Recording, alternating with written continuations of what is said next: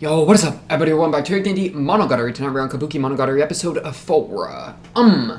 So, what is happening? Great question. Boom, comments, you already know how it goes. Also, just random thing. By the way, I do the pip thing. I know not all y'all are clicking this. It's the, free, full opacity thing. There's a little mini reminder in case you don't know about that. Yeah, so that's Pog. But the actual show, what is going on? A fantastic question. We are finishing up the arc where we go back in time and save Hachikuji's life, but then it comes at the cost of causing a chain of events in which Shinobu destroys all of the world because Araragi never found her, basically. That's basically where we're at. So let me real quick just go through some of these comments, get my notes situated. And yeah. So, first thing, the Jiangshi, or however you pronounce it, which is that Chinese myth, I believe.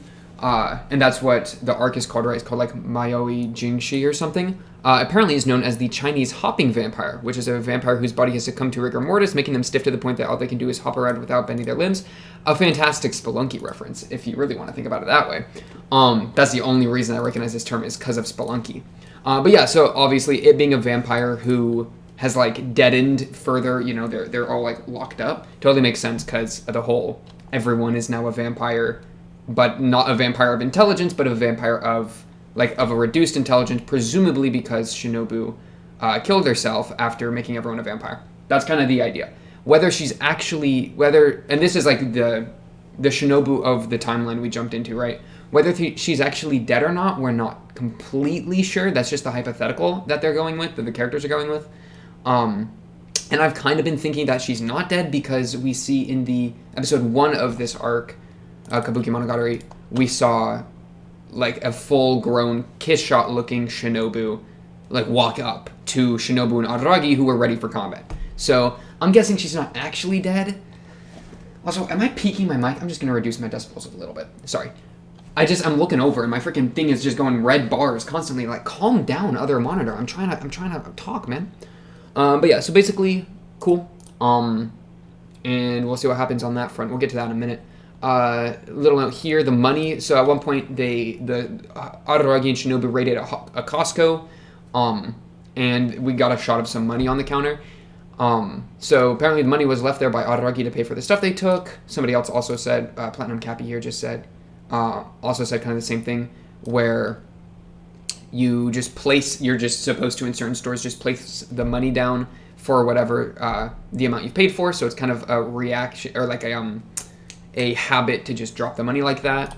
And then I thought this was some interesting thing. That's why Hachikuji's obsessed with money in the first place. His inner child still wants to gather the money he owes Oshino, even though he knows Oshino doesn't care and just asks for the money so he can call it a trade rather than a favor. But that, of course, doesn't work on Mr. Justice. Owing people is a form of relationship which endangers his prior obsession with being independent. Yeah, this is really interesting. And this, of course, isn't really even being addressed in this arc, I feel like. But, because this is kind of about the Bake stuff, right? Well, I guess it has to do with Hachikuji's character of dealing with the money and the 298 yen love discount, that whole thing.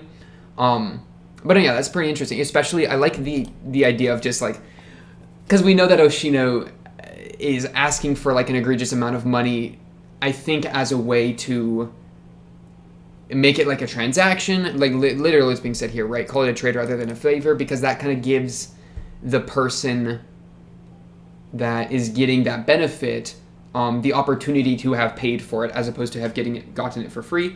So it's they had to sacrifice some money, something they've worked for, to get help, as opposed to just getting it for free. And I think the necessity of sacrificing the money could be seen as something that gives the person power, right? Because instead of it just happening to them, they were the ones that had to give something up, right? And so I think that could be seen as a helpful part of the whole curing process, right? Because if you just get cured but you didn't really do anything, then that's how much did you really get cured?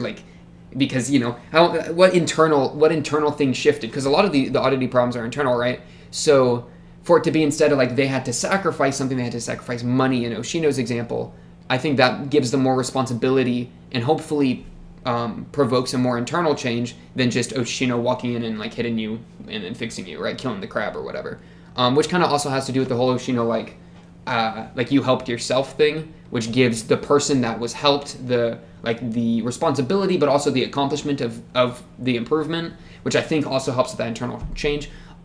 Fits into all that really, really well, and so I do appreciate the point. And then seeing like Hachikuji as kind of part of, or like a personified example in some ways of her character of Araragi just like not even caring and just doing like wanting to pay him back anyways, like because he can probably see all the Oshino business going on. Maybe, I don't know. He's kind of a hard guy to get into his head a lot of the time. Despite how much, because he's making it hard. He's the one that's like, besides the point. But for like Mr. Justice, Mr. Araragi to kind of not even like deal with any of what I just talked about and instead just want to pay him back because like to make it square and to fit justice and all that. Yeah, I totally like that, and I think that's interesting. Also, thought this was funny. Anyways, that's all for today. I think I'm gonna start writing next episode's comment right now because I won't have time during the week. That's pretty great. That's this episode. Wow, that's crazy to me. And then as I kind of said, the leaving the money on the counter is kind of like the trust system. Also in the light novel, he mentions that he will not do it the next time around. See, what confused me in the anime is I didn't know if he left it there or not. Like, I couldn't tell if he left it there or if he just noticed that it was left there. Because that's a huge difference. If he noticed that it was left there, then it could have been foreshadowing for somebody else still being alive, which is kind of where I was taking it. And that's kind of why I tried to connect it to Hachikuji, because I think Hachikuji could still be alive and probably has to be, right? Because we know there's a grown-up Hachikuji because of the freaking Kabukimonogatari episode 1 prequel thing. Unless that just lied to me. I mean, there is the chance that the foreshadowing prequel thing, like the flashing thing in episode 1 was just a lie. But I don't, So I thought it could have been like, that's why I was trying to connect it to Hachikuji. But, I mean, light novel does, I guess, confirm that he's the one that put it there. I just felt like it was a minor detail to emphasize that there were no humans left. I feel like relating this minor detail to Hachikuji is stretching it. Yeah, it could be fair. I think that's fair. Because it's confirmed that he was the one that put the money there. Though you could maybe really, I mean, it's the Hachikuji arc, right? So for him to like, for that detail to even be brought up could be like a minor Hachikuji reference, but I can just kind of see it more as a showing of the reflex of giving the money and more of like an attribute of Araragi's like justice or whatever, Araragi still pays for things even if there is no one to pay. So I totally get that. And then Doraemon, I think somebody else, no, it's not in this comment section. Somebody else said something about Doraemon and just very recently as a comment, but it's not in this section. Policewoman thing probably confused people from Shaft. This thing, I always thought of the money on the counter as Araragi paying for stuff, even when there's no need to do so. Yeah, super true. Exactly what I was just trying to say. So, Pog, great minds think alike. And then this was interesting as well. Like, Araragi's reaction to all this is pretty tame. I mean, Shinobu seems to really be taking it pretty seriously, right? Like, you can, like, see the change in her personality. She kind of darkens a bit. She gets more, like, somber. And then Araragi's the one that's like, we have to be here for each other. And then he just kind of, like, water off a duck's back, right? It just doesn't even hit him at all. Which is pretty interesting because, obviously, in the past, he's reacted very explosively to a lot of things. So maybe he is learning a lesson to, I don't even know what I would call it, right? Because you could say to not run away in such a way, right? To like an adjustment in how he approaches these situations, but like in what way is he adjusting? Are we saying that he's getting better or worse, or like accepting it as opposed to denying it? Like I'm having trouble like finding the perfect words to describe it, but I do think it could be like a character change kind of moment.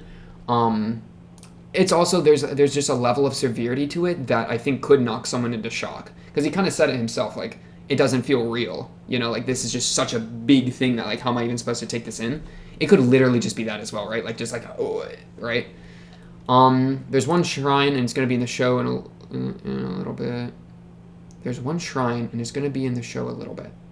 If this is referring to, like, because I think at one point I asked if there were 2 shrines. If there's just the one shrine, then bet. It's just, what's it called? The seal, the, like, absorbing talisman, that's the word. Because we've been to the shrine before with Sengoku, so I guess I was confused if that was the same shrine or not, because I feel like he didn't say it was the same shrine when we first walked up, like in the time, like in this arc when we walked up for the first time. But yeah, I'll believe there's one shrine. It doesn't, I don't know, it makes like a difference a little bit, and they kind of confirmed it, honestly, last episode when they were saying, or when the talisman was up, like on the thing that had drained all the energy, because that was kind of an entire thing, right? So, and that was presumably placed by the Araragi of this timeline. So yeah, probably one shrine, I would say this is fair, and true. But yeah, Pog. I also think the two school supply boxes missing is a reference to Bake episode 1 when Senjo pulls out her stuff. Maybe since Araragi died to Hanakawa, Senjo kills her. I really liked this idea, because we see in the Costco that 2 of the supply boxes are missing, and the supply boxes are Senjogaharu's murder weapons. So, and we also know that Araragi died to Hanakawa, which then provoked the whole, like, he never found Shinobu thing, which provoked everything to go terribly wrong. So perhaps there was like a small moment where like the apocalypse started and Senjogaharu geared herself up with a bunch of school supplies, maybe to kill Hanakawa, maybe to just fend off a bunch of vampires before, you know, being taken down herself. Like, that's kind of a fun idea. The Araragi not remembering things is a clue into how much of an unreliable narrator he is. Just something to keep in mind for the rest of the series. That's terrifying to read because, like, if you're an unreliable narrator, how am I supposed to be a reliable audience that understands what you're saying, man? It's just so hard to parse through. I remember falling in love with Shinobu this arc. So true. Just so true. And give it a little heart. And then this was stream. I did a stream the other day. Might start streaming, so this was about that. And then I liked this as well. Too sleepy right now. We'll come back in 10 hours. You know what? I like the comment because it's like, I don't know. It's just so wholesome to read, especially with the little capybara. Because now I just imagine the little capybara snoozing, right? Just being chilling for 10 hours. Good times, good times. Okay. Man, the episode. We actually have to look at the episode. I don't know if I have much to say. Well, I feel like I was pretty locked in the last episode, and you're over here thinking like, oh, but you missed X, Y, and Z. Okay, I'm sorry. Okay, I'm doing my best. Okay, am I doing my best? A good question. I like to think that sometimes. Okay, what am I talking about? Let's lock in. Their kimonos are very cute. So the thing that happened at the end here, where a bunch of vampires just attacked, or a bunch of the Jiangshi attacked them right at the end. So the kind of idea is that I'm thinking for what's going to happen this episode, because we have one episode left. We haven't seen adult Hachikuji. We haven't seen powered up Shinobu from this timeline, both of which we saw in Kabuki episode 1. So I'm thinking they both show up, and Shinobu has to fight off powered up, turned evil, full oddity Shinobu, right? Like, our Shinobu has to fight this timeline's Shinobu, and then grown-up Hachikuji fights this Shinobu as well, and, like, teams up with us and to send them back in time. Like, that was kind of the idea. I feel like I explained that poorly. Let me try that one more time. So, my idea is that grown-up Hachikuji shows up here. She's a warrior. She saves the day. I get that from the ED, because the ED kind of, like, shows, like, a cool Giga Chat Hachikuji, like, shooting at the screen and all that kind of stuff. And then the Kabuki episode 1 also shows a grown-up Hachikuji for a second. So she's just got to show up, right? Presumably, this is her introduction. She's going to help them when they're cornered. And this is where they met her originally. Like, this is where Araragi met Hachikuji originally. So there'd be a fun parallel as well, because we're in that park. So I do feel like a Hachikuji entrance is going to happen here. And then she's going to be the tool that we get rid of the talisman so that the energy can come into the shrine to then send us back in time so we can fix all this mess, right? But somewhere in the process of, like, doing that, maybe, like, we take the talisman off. I don't know, maybe Shinobu of this timeline is still alive and then comes and fights us, which is where we get that, like, shot of Shinobu and Araragi with the swords and then a grown-up Shinobu, like, walking up the shrine steps. That just is what makes the most sense to me based off of Kabuki episode 1. And then we go back in time, save the day, easy clap, boom. It is just also kind of crazy to me that because it's called Mayoi Jiangshi, right? Or Jiangshi or whatever. But the oddity of the situation is just a bunch of Shinobu puppets after Shinobu presumably, you know, what we're explained to have killed herself, which is really, really sad, by the way, because this is like bad ending with Shinobu and Araragi relationship, which is quite heartbreaking to see, and seeing like how Shinobu's like kind of reacted to seeing what would have happened if if she kind of went down that route. I mean, that's really sad as well. Like, she's obviously really deep in thought about it. But yeah, it's all, this is more a Shinobu story than a Hachikuji story, right? The whole Hachikuji thing is just an inciting event. So to call it Mayoi, Jiangshi, like, almost feels like a little bit of like a red herring to like knock us off course, because it really isn't an oddity that's attached to her, right? To Hachikuji? I mean, not really. Though maybe this next episode it will be revealed to be connected to her. Maybe the whole like Jiangshi, the reason they're so everywhere and like so strong is because they're like, I don't know, what my original idea was, which was the whole like they are, how did I explain it? Like the consequence for changing time. Like, you can't change time, you can't change the past, you can't fix your mistakes, you can't save your inner child, you know, however you want to kind of speak of it meta-narratively. That idea being represented in the Jiangshi, like, that was the original idea. But we've actually gotten the reason for their existence being through Shinobu. So, I don't know, maybe a hint of that can come back in and connect to Hachikuji, but right now it doesn't feel like they're connected, which is interesting to me. Again, maybe they'll change that. Honestly, I do kind of want to just watch the episode. Because not gonna lie, I do be yapping. It's also mad late at night. Also, look, headphones! I think this is the first monogatari I've done with the new headphones. These are the old ones. Yeah, right?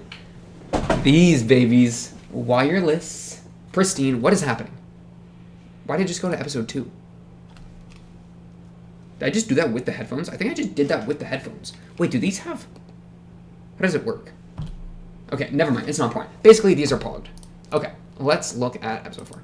Let's start episode 4. Easily more than 100. We're talking about the number of Jiangshi I'm willing to bet. Okay. Wait, gotta get the hair out of the way. Okay, we're good? We're good?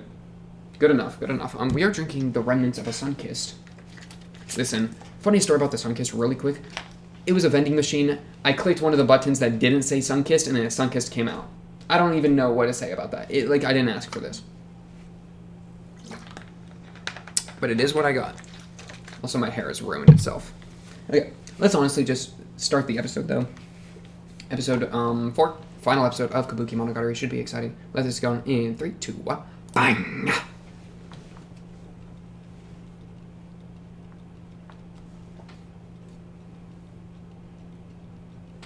Oh, this music.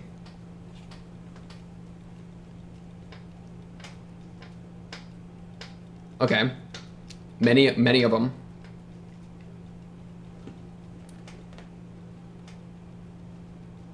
What you thinking, Shinobu? What you thinking? Rain? No. Petals. Maybe? Pellets? Little salt pellets? Rice. Okay. Hachikuji! Hachikuji!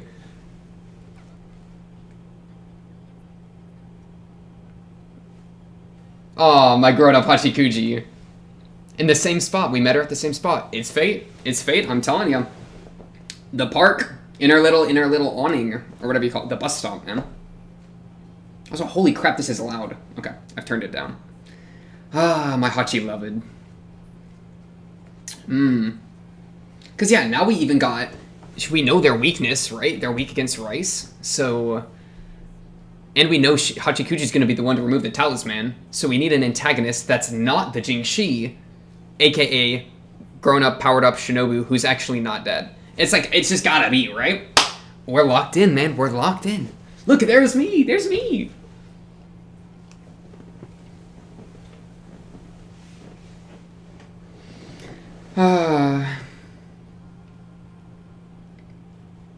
Freaking Hachikuji, man. I love Hachikuji.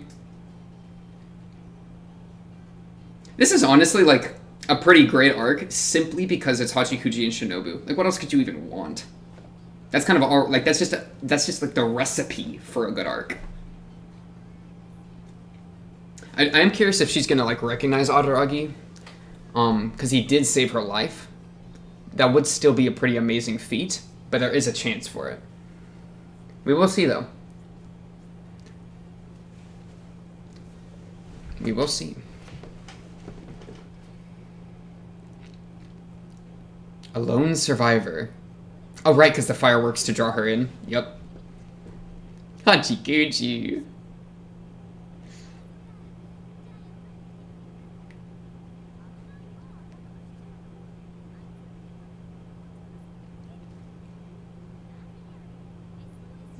Dang, the warrior. The blade.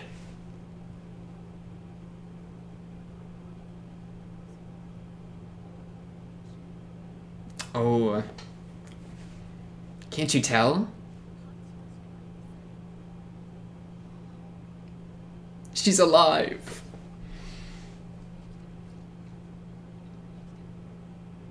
Shinobu's not looking. Oh, she also has it's like vampire themed kimono. That's cute. Huh? What do you mean is someone you know? Oh wait, oh, she's just reflecting the less likelihood of it.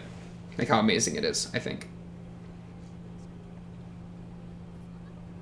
There's still quite a few people. Oh, the squad. That's good to know.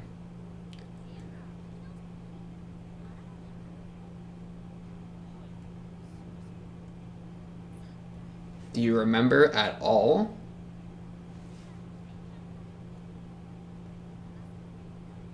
I'd actually, oh, maybe she's met Grown Up Shinobu? Because like that, or like has heard about him from Grown Up Shinobu? He? Oh, Oshino? Are you an Oshino survivor? Oh, this is crazy. Okay, interesting. Oshino? Could have been any of them. Maybe Kaiki, right? No, Oshino would make the most sense. Yeah, definitely Oshino. And this is probably why Oshino put the talisman on, because he like saw this far ahead, right? Because he had put the super one.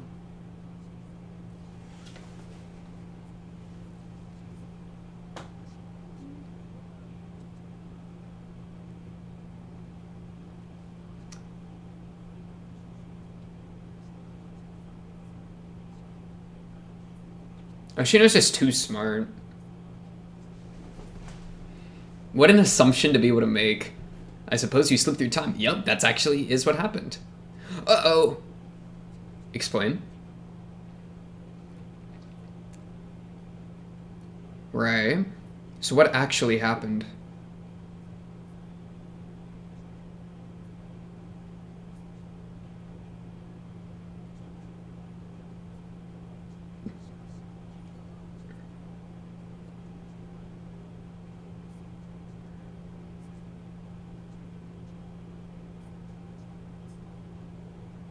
Ah. Okay. So there's like another world. Oh, wait, she is going by Kiss Shot? She is going by Kiss Shot? Yup. Yup, she's got to finish the job. That's what I'm saying.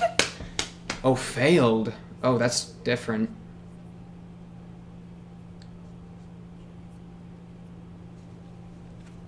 That's... Mm-hmm.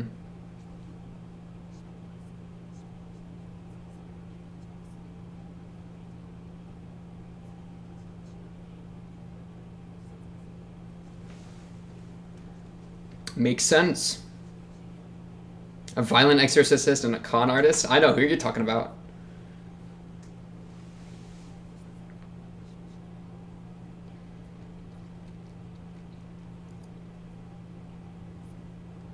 We can turn them back. Can I call this hope?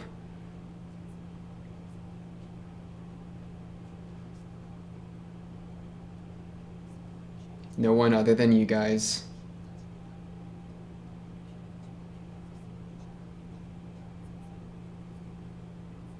Yeah, how do we stop it? Wow, I love this visual of him climbing.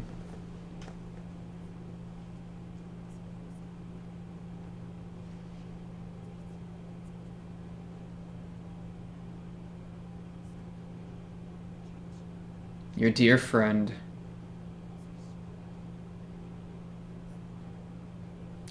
Oh, what a surprise. In your world, who did you end up dating? Hey, we got a constant. We got a constant through time. That's so sweet.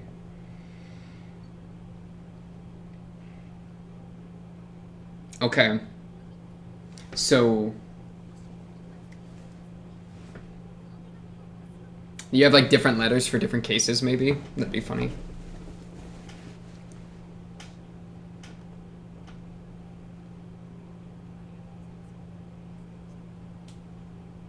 Yeah, we really thought that they could kill Oshino. Aww. Aragi's the child. Aww. My mother used to.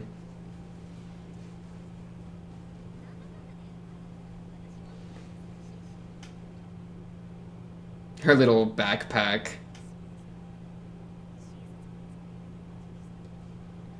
I love how Shinobi's just hiding behind him.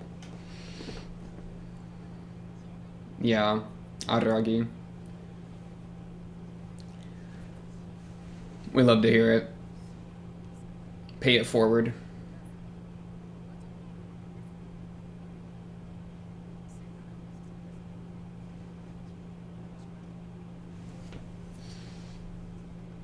I wonder what the move is. Is it to kill Shinobu or Kiss Shot? Or is it something else? Like go back in time and kill Hachikuji to just fix the timeline? Because it's like an ultra timeline. Aww. And he grabs Shinobu's hand when he says that. We'll see though, we'll see.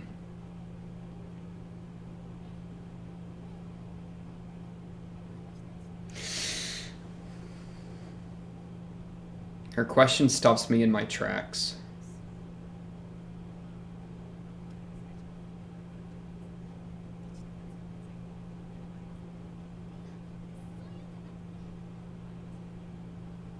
Wow.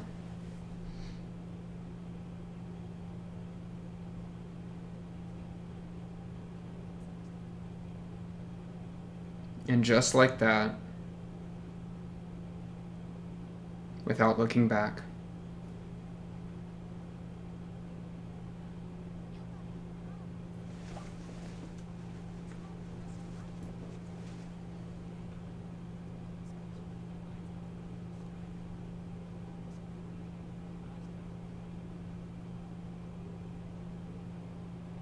in this route.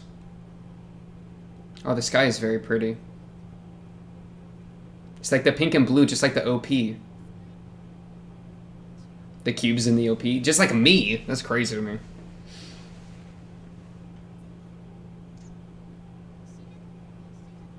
Aw, Shinobu.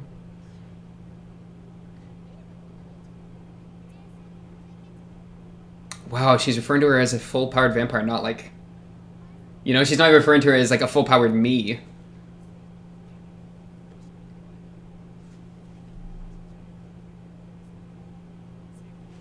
Okay, so we're gonna go fight her.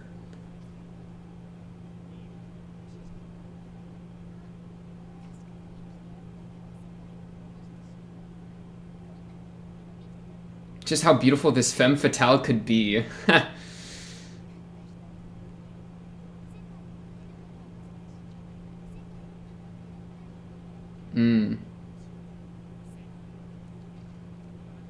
Anyone can tip over a story. That's a great line.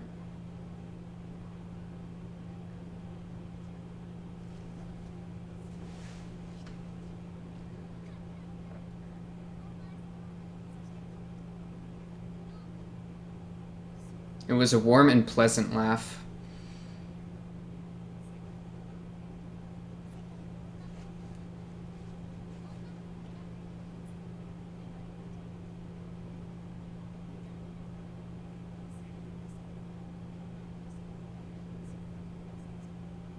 Such avarice is the portrait of heroes. That's funny.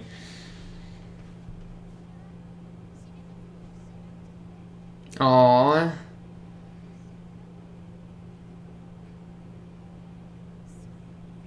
Let us give them all a future. And now they just got the 4 swords. Okay. I will want to read those though at 12:24. Okay.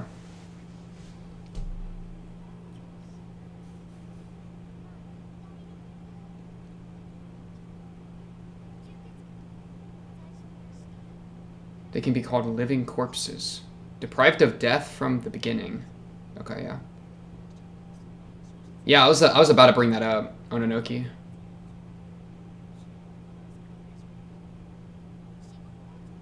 Yeah, that's what people were saying. That's what people were saying. The rigor mortis.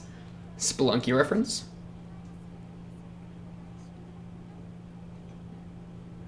Price for reviving the dead.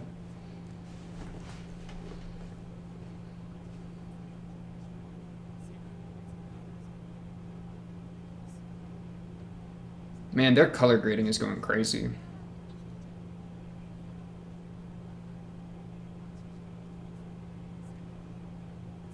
Mm-hmm.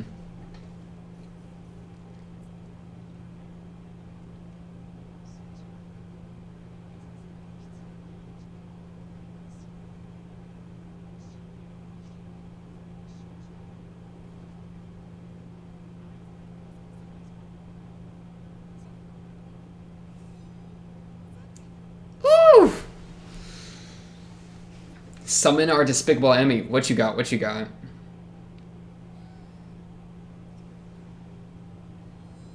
Oh, she's just letting out the Shinobu screech.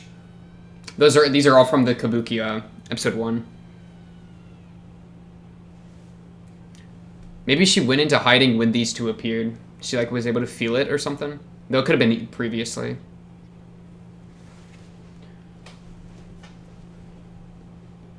Yeah, he's not giving up on a Hachikuchi. Which makes sense. Yeah, why would he? This poor kiss shot that walks up is gonna see them two, you know, fighting together. Like, what an insane thing that's gonna be for Kiss Shot. I don't even know how she's gonna respond.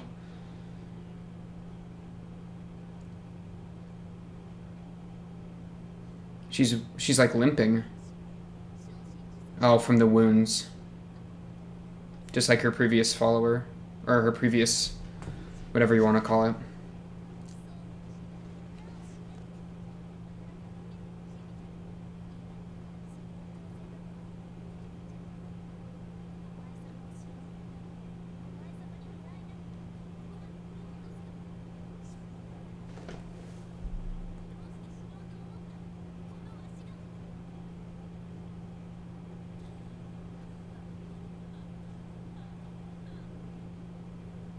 She's losing it.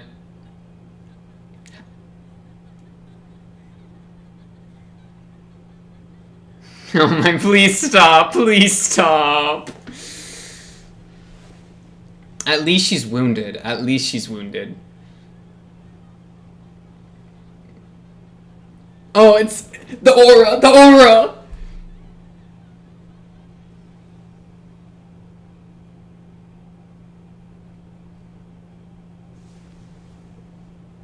Oh my, the red. It exists as well. Where he found you.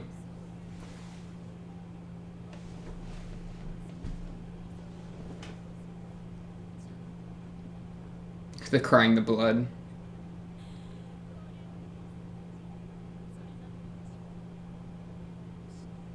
From silly jealousy.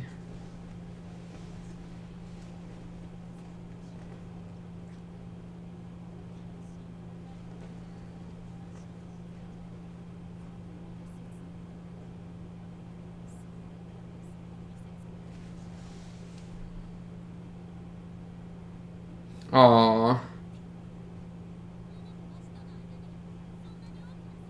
She like feels empathy for this other version of herself.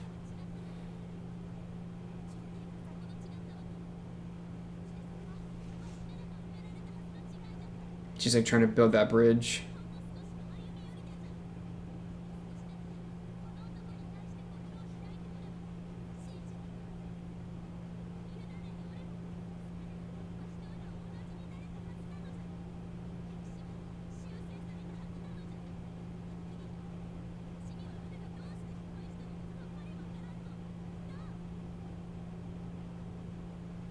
Ooh, what a shot.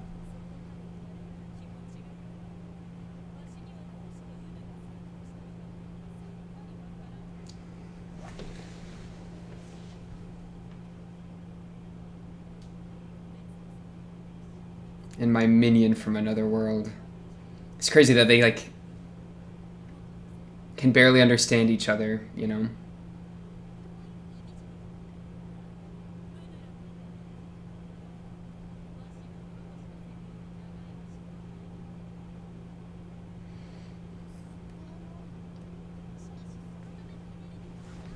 I'm sure she could just, yeah, that.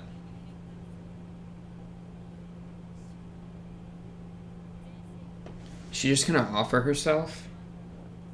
Like to what degree, right? Is that gonna kill her?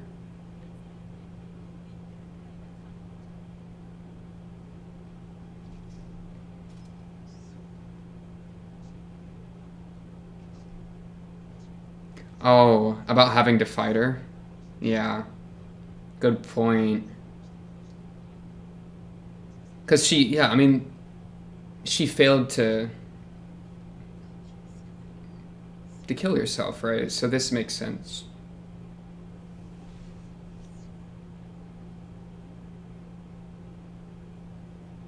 Ooh.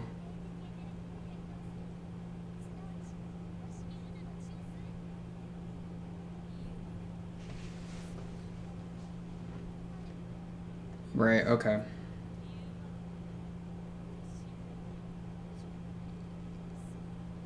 Now that makes sense, that makes sense.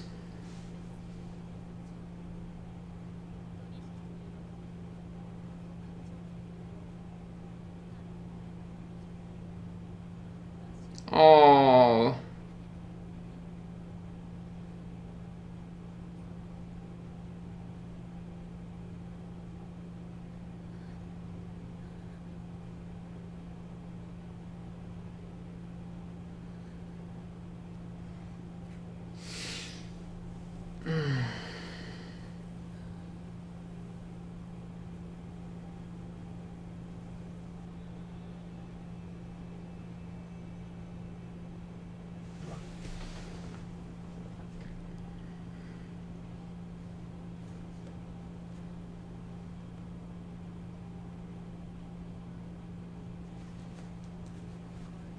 Yeah, I think it does.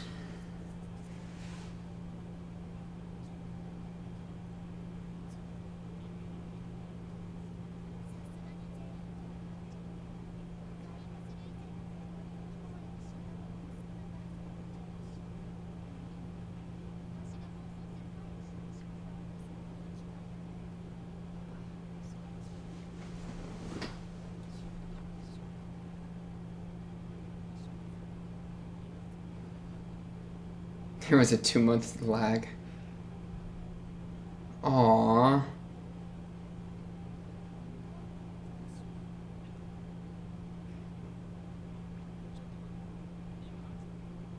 you late for school? Oh, gotta make it to school. It's not like we just, you know, assisted suicide for an alternate version of Shinobu.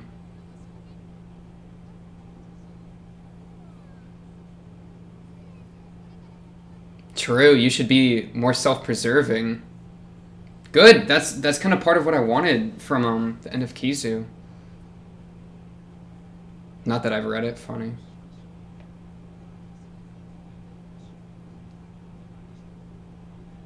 Konbaru? Oh, Hachikuji? Hachikuji? Hachikuji inbound?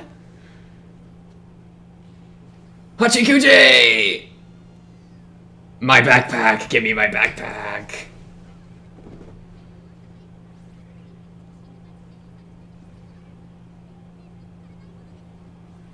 I like how she's the one that's getting him this time, right? A good worry, a fair worry. Yeah. It's a fake. The role reverse.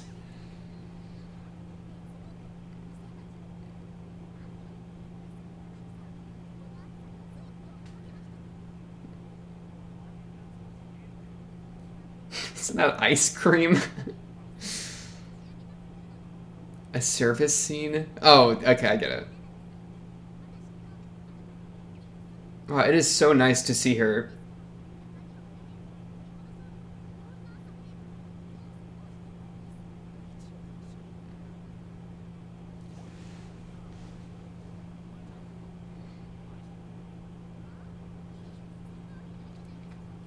Oh yeah, you hate him. Of course you hate him.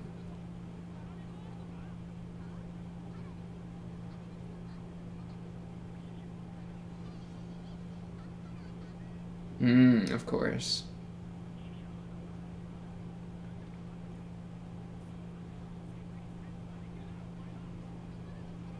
Paragis.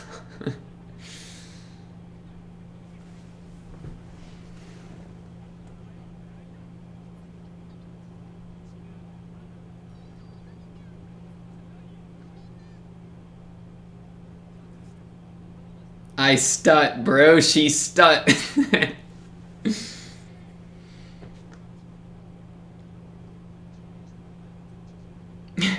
Oh, this has to be my Hachikuji, because she's this built different. She's the one I met. Yeah.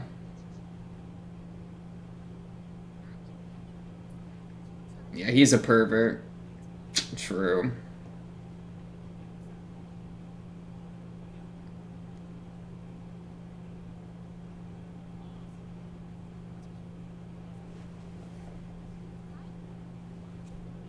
Yeah, the question from Ononoki.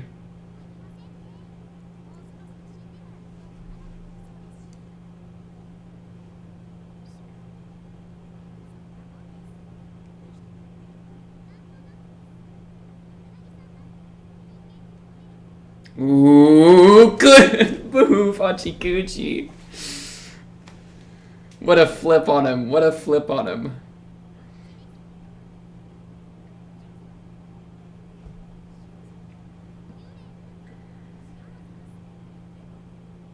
Yeah. Araragi made it into a happy thing.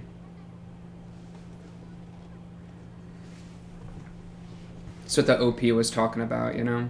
This music is going really hard. Aww.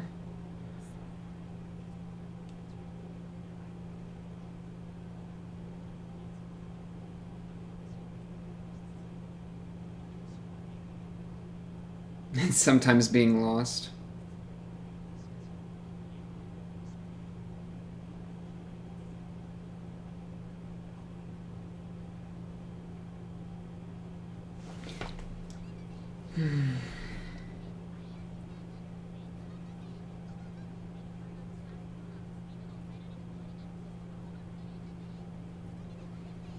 It's crazy. They'll hit you with some like emotional moment like that, and then I don't even know what's going on anymore. You know.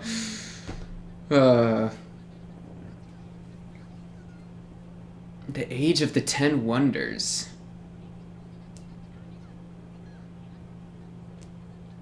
No, yeah, and it's so perfect how like. Okay.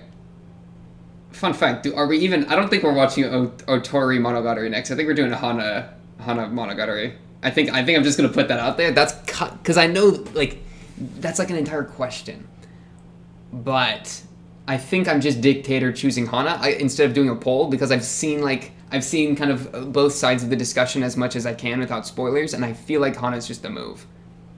So yeah, let me just put that out there. This is wrong because like the Blu-ray version does it that way, and like the novel order does it that way. So yeah, I think we're doing novel order. Just throwing that out there. Bet. Wait, let me just finish this.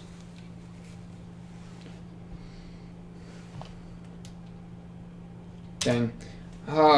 It's just crazy to me because I don't even know how to put it into words. There was like this incredible feeling of relief I got when I saw freaking Hachikuji and Araragi just like existing together. It's like just because of how stressful this part was. Also, it's so perfect that like because like why would they fight Kiss Shot? That's the thing. They were kind of tricking us a little bit by having our little foreshadowing thing be Araragi and Shinobu with 4 swords look like they're squaring up, right? Like, it looks like they're gonna fight. But if you actually think about the characters, like, why would they fight, you know? I mean, you could spin it as, like, a... No, actually, there's enough reason that you could see a fight breaking out. Because what I was kind of thinking is that the kiss shot, I'll just call it a kiss shot, right? Kiss shot, the jealousy that caused her to lose Araragi would spike up again, and she'd be jealous of Araragi and Shinobu's relationship and then want to ice them. However, that would, like, be a really, I don't know, like, evil act, right? For her to be so jealous that she spites a slightly different version of herself, that butterfly effect, into a completely different version of herself, right? For that to be to be so jealous to cause that is a really big leap that I'm not surprised that she didn't actually end up doing. Also, I do want to see the flashing bits around 13 when they were, like, pulled up with the swords. Or, like, right here, maybe? Midnight. I think they're talking about the swords. Midnight. The sun had gone down. At the north, whatever shrine. At the north, Shirahebi shrine. Replication. Is that referring to the 4 swords? Heartspan, the magical sword. Dual-wielded. The greatest weapon. 2-man cell. The 2 of them.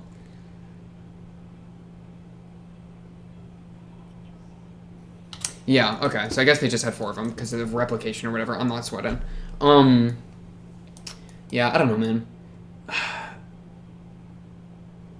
I think my favorite part was when Shinobu sees Kiss Shot, like, cry her tears of blood, and then that causes Shinobu to, like, instinctively also, like, that empathetic bridge is built so much, because it's like, how would you respond to seeing a version of yourself that is so lost?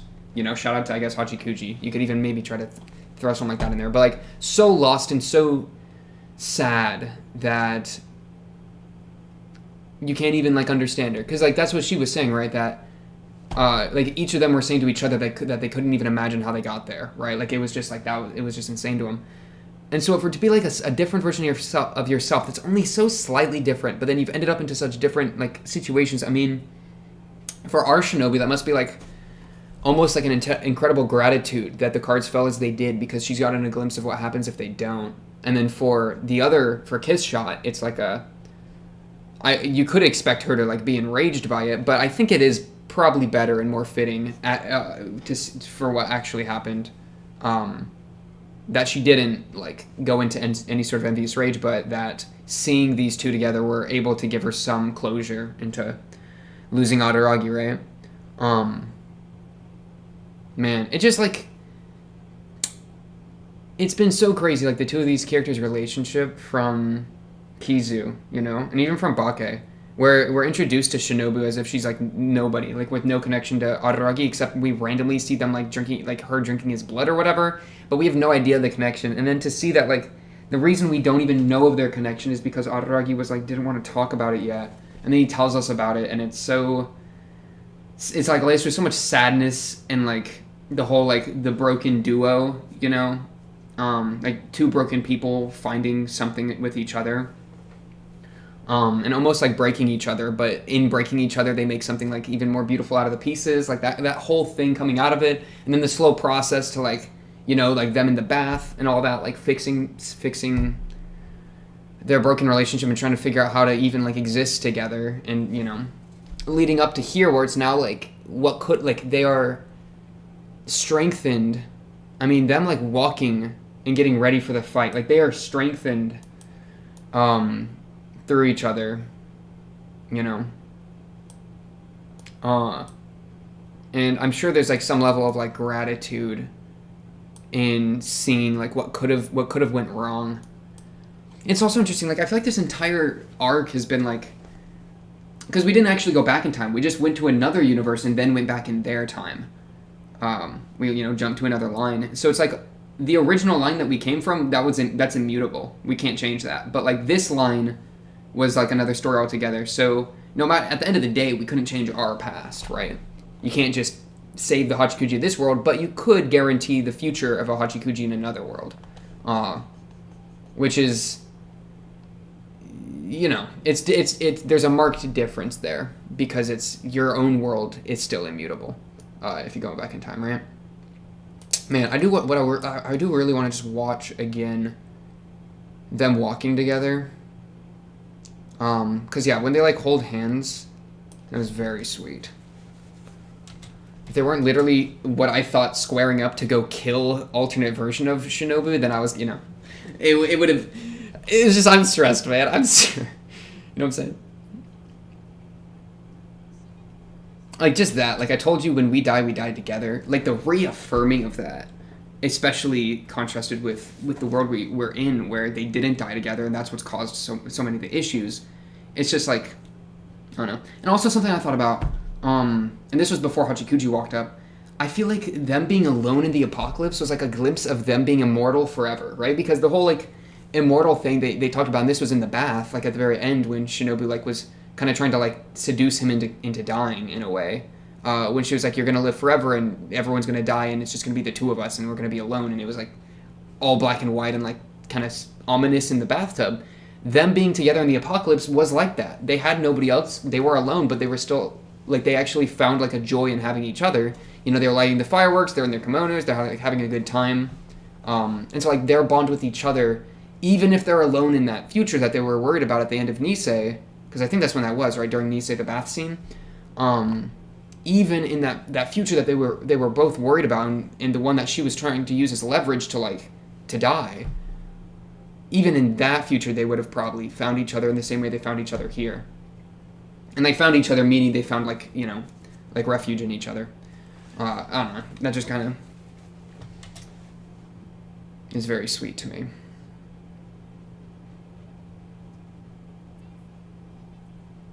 Yeah, and it's just like, you know, you didn't even have to fight her because, like, it was like an assisted suicide, which is very sad. But what Araragi said, what both of them would want, both the Araragi of this other world and the kiss shot of this other world, they would both want her to die there so that they could be, like, together in death, you know?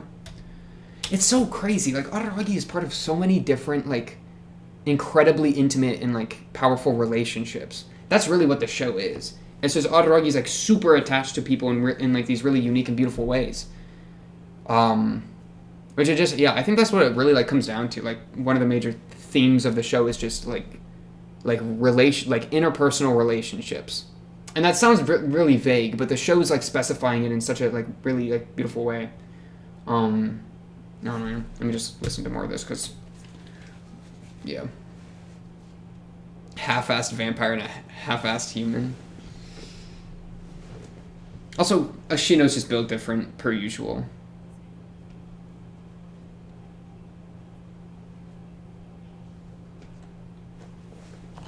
I'm gonna skip a little bit in. This was a great line. This next one. Maybe it's possible for them to tip the world over. Like, you can't change the world, but maybe you can be the difference that causes the world to tip.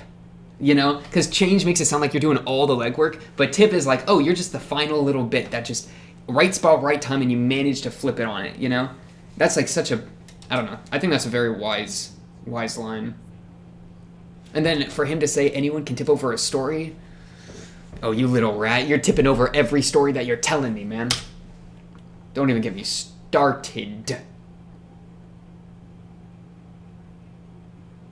And there's like triumphant walking into the sunset, you know.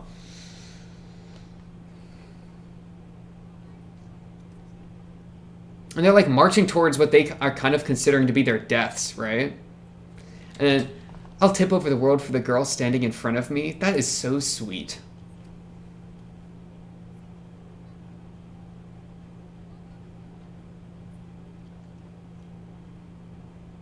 Why does Araragi look so pretty there, man? He actually looks beautified. He got them eyelashes.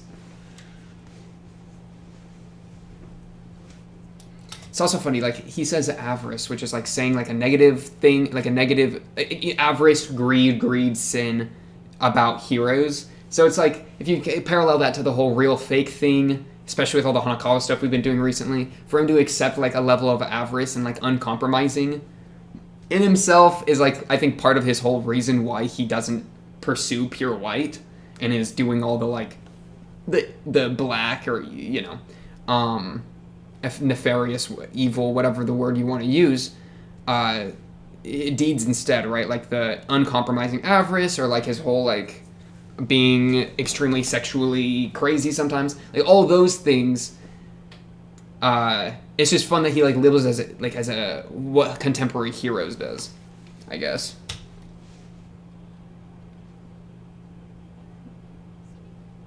And then that line, oh man, since we're together in death, I guess we're even closer together in life.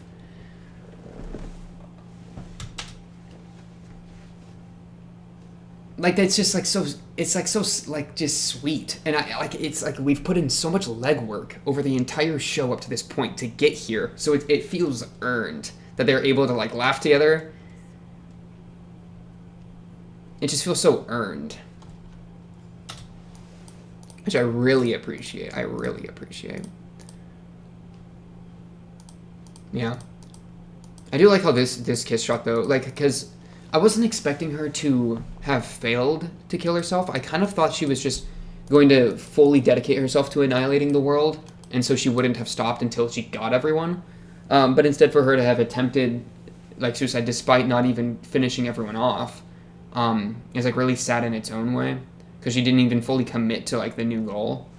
The whole annihilating the world. I mean, I guess she annihilated it like realistically for all intents and purposes, but like not fully.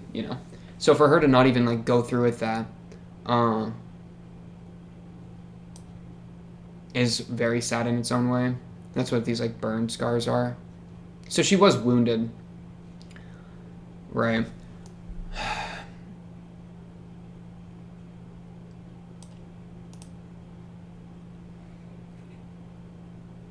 It's also like just another reminder of the whole like a vampire being kind of like a sexual thing in a way.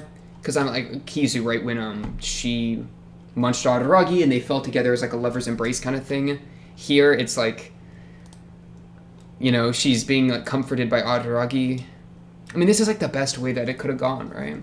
Like the best way for her to be sent off. She's in a world without Adaragi. She still manages to get comforted by Adaragi, and then perhaps like one of the people you could be most comfortable with, like an alternate version of yourself, is the one to actually like send you off.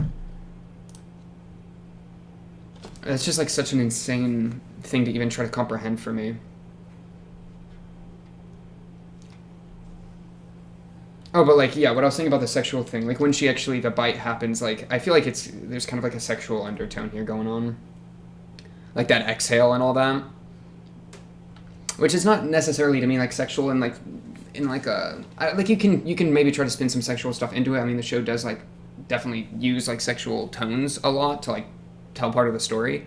But like honestly, I would just try to use the word intimate maybe, right? And so just there's that like very like profound sense of relief from having that happen, especially with like the two best people there beside you, an alternate Adaragi and an alternate you, to be the ones to like help you through it. It's very, very touching.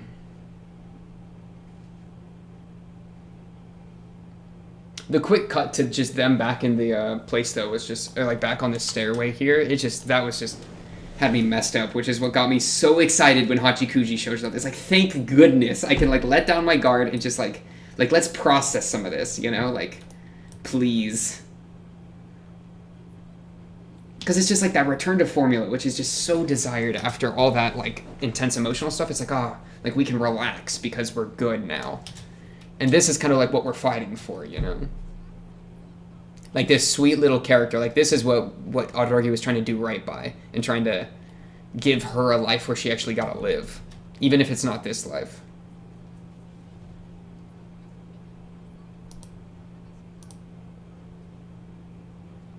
And then for her to, she like insults him and all that, whatever, but then for her to just be like completely, when she say I stut, that was the best part of the entire episode. I stut? What a line. I'm finished. I am done. No, but for her to be like fully transparent at the end. Oh yeah, let me get this bit.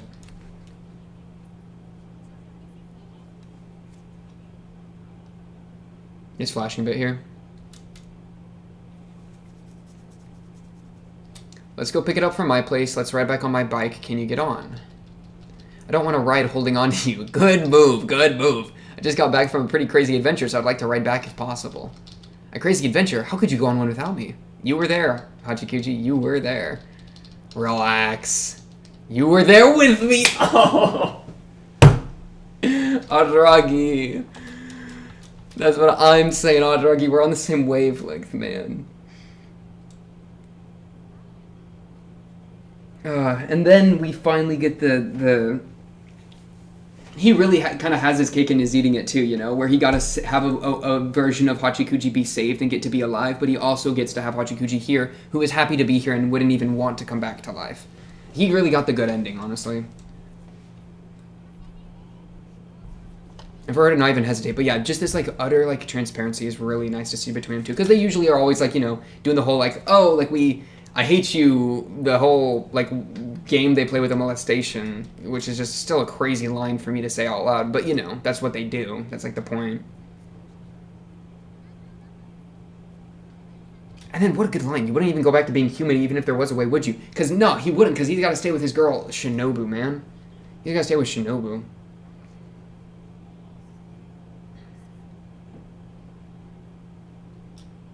Then you are in the same in that regard. That's just so good.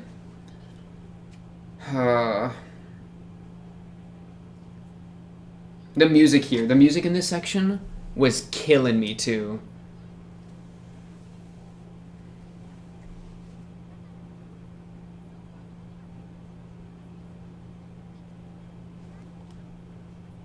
And, like, the music a little earlier was just crazy. Because, like, that's just, it's just so sweet. And that's, like, yeah. We were able to meet one another. Man, what was this? Was it this piano track in the background? If you're on the PIP, you can probably hear it. Or, like, yeah. That piano track is just so good. That was getting me, like, self-reflecting. You know, that was getting me just twisted. Okay, so I guess the question is, where do we go next? This was obviously a really good conclusion to this arc. It was kind of a short arc. I don't know. I guess, like, I wish there was more of it. I wish it was longer, just because I feel like there was so much good stuff here that you could have, like, even, like, gone deeper. Well, I don't know about deeper, because it goes, like, deep really quick. That's, like, what the show does. You'll literally bounce from, like, Hachikuji saying that he's a whatever the term, doing some like obscure reference that, not even obscure, but just a reference that I don't get, and like yapping, and then she like says that she was happy to die full of regrets because that meant that she could meet Araragi, right? Like it'll just spike you. You'll be chilling, and then you'll drop into a pitfall of emotions. So, but I think it could have done with, like, there could have been even more, not necessarily of the super deep emotional stuff, because it really did hit a lot of those bases, but just like the really nice scenes like Araragi and Shinobi that kind of primed for the emotional beats. Yeah, like 1 or 2 more episodes I would have been so down with. But you know, the show's, hey, it's got places I want to go, and I respect that, right? I do respect that. For sure. What was I thinking? Oh yeah, what are we gonna do next? So this doesn't really tell us anything about some of the stuff we were getting from the last arc, right? Nekoshiro, we know like Gaen. Hopefully that's correct. Who cares? Pronunciation's cringe. We know that Gaen's doing something crazy that's connected to Kanbaru. We know Araragi and Kanbaru in the coming days are going to meet up at the school, you know, which is probably tied to that. We know freaking Ogi Oshino is walking around tied to Oshino. No idea what's going on with that. She's obviously important. She was, you know, the start of this arc. And then I love these notes. Hachi died over 10 years ago, and I underlined 10 years. Okay, calm down, man. You know, and then it also like Kaiki. Oh yeah, and then episodes walking around with Gaen. Like this didn't really tell us anything about any of that, because all Araragi did is he just went back in time and then came back. but like he's still within the same amount of time. It's not like he was gone for a week and that's where he was gone. No, he like the time frame for how long he was gone chronologically was very short, right? Because when did he leave? He left on like the 20th, I think, and then he just came back on the 21st, or maybe he left on the 21st. I don't remember, but he literally was gone for like very little amount of time. So he's about to do something crazy after spawning back in, or after coming back in, you know, after this episode. He's about to go do something crazy.